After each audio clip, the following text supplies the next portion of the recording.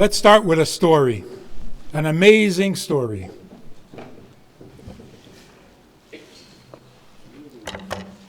When Khomeini,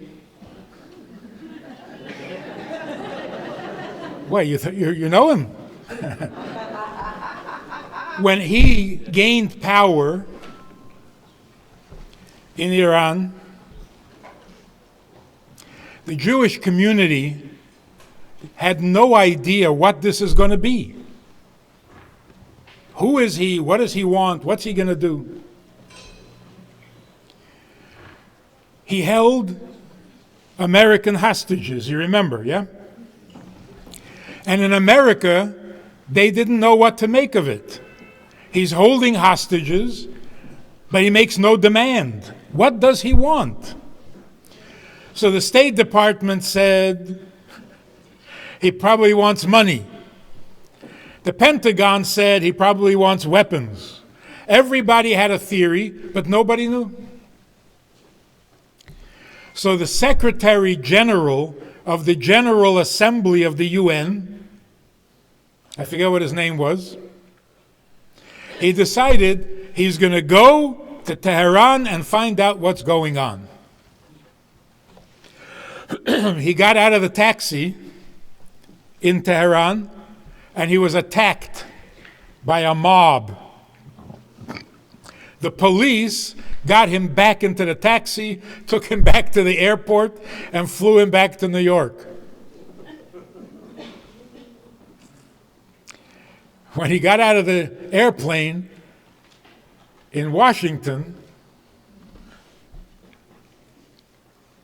he said, "They mean it. They don't want anything. They just hate us."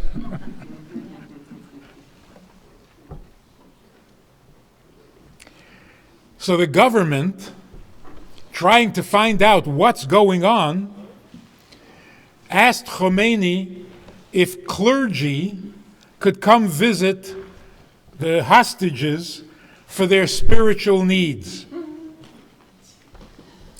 And he agreed. So they went looking for non-Jewish clergy, and because there were 2 Jews among the hostages, they wanted a rabbi. But of course, he wouldn't allow a rabbi from the United States.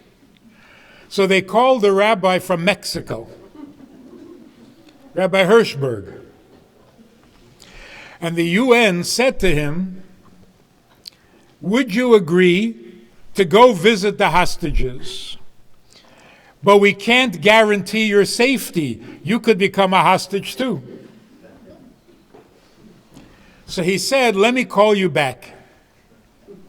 He flew to New York, and he spent more than 2 hours with the Rebbe.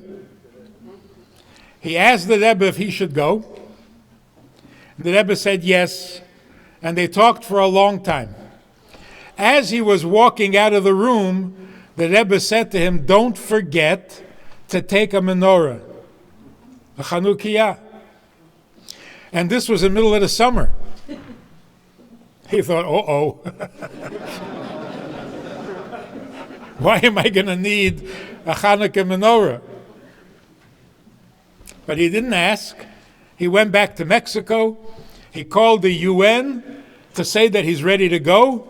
And they told him that Khomeini changed his mind and nobody's going. Months go by, and the United States and the UN still don't know what's happening with the hostages. So it came holiday season, if you know what I mean, the end of December. So they asked again, the hostages need their spiritual help. Would he allow the clergy to come? And he said yes. So the UN called Rabbi Hirschberg. The trip is back on. Are you still willing to go? He said yes. He packed a menorah and he landed on the 4th night of Hanukkah. They took him with two priests, Lahavdil. They took him into the big room where they were holding the hostages. And of course, they knew that the room was bugged. So they were afraid to say anything. So after a little exchange, how are you? You feeling well? Everything's good? Yeah. They didn't know what else they were allowed to say. So they were a little uncomfortable.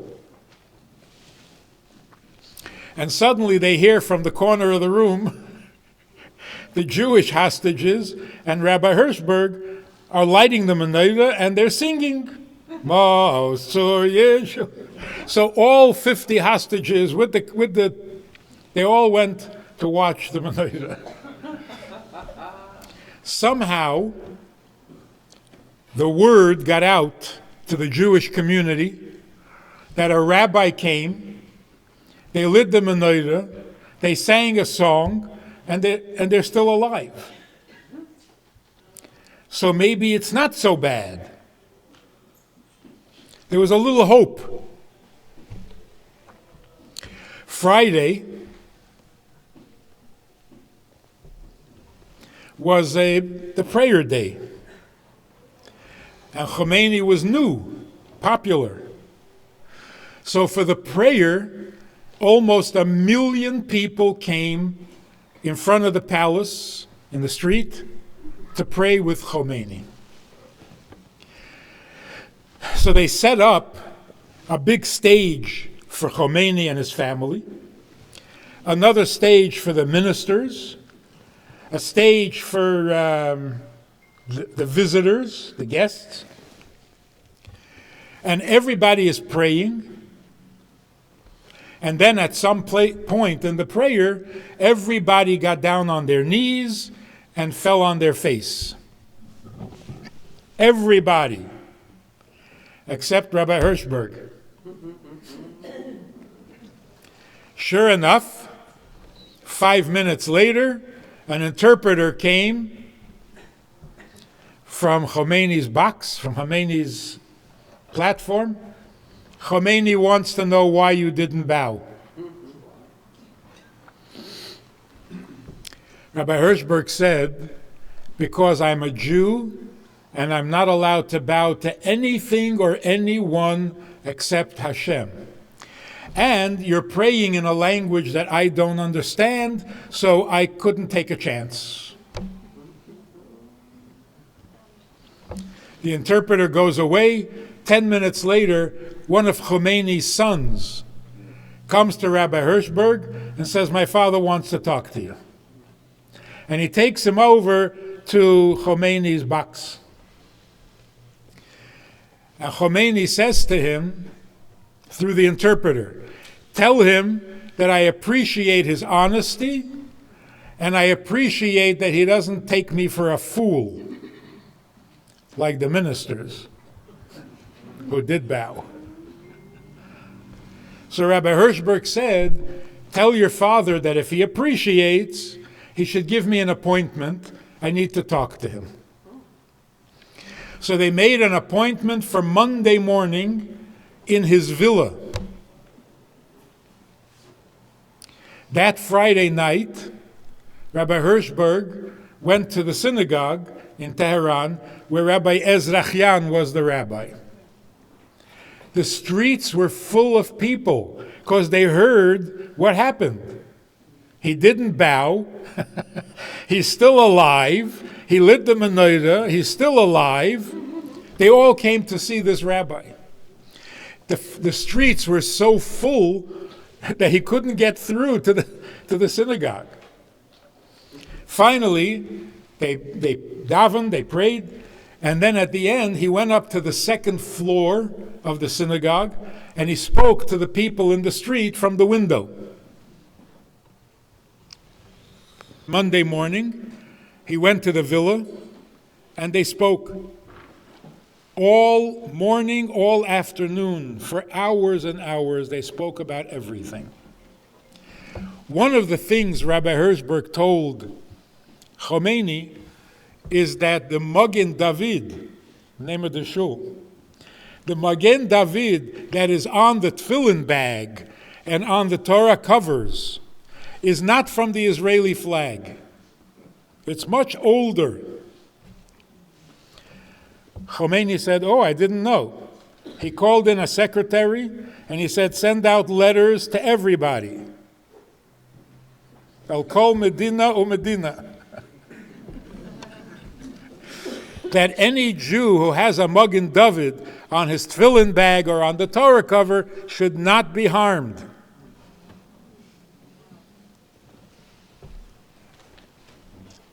Months later, there was a war between Iran and Iraq. So there was a curfew. Nobody was allowed to be in the streets at night while it's dark. Anyone in the street is shot. It was the time for saying slichot, so you had to be in the streets while it's dark. So Rabbi Ezrachian sent a message to Khomeini that there's a problem. They need to be in the street at night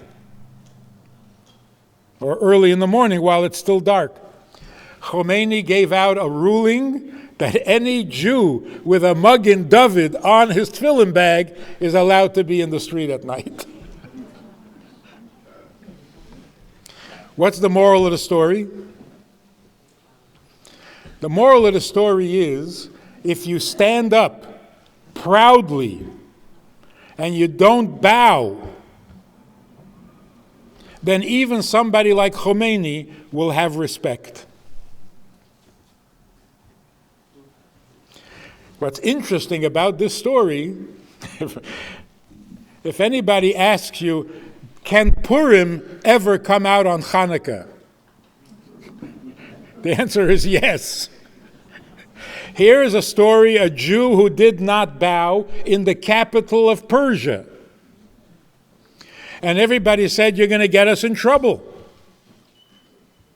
But because he didn't bow, just like Mordechai, everything came out better. But it happened on Hanukkah. So this is an interesting example where Purim came out on Hanukkah.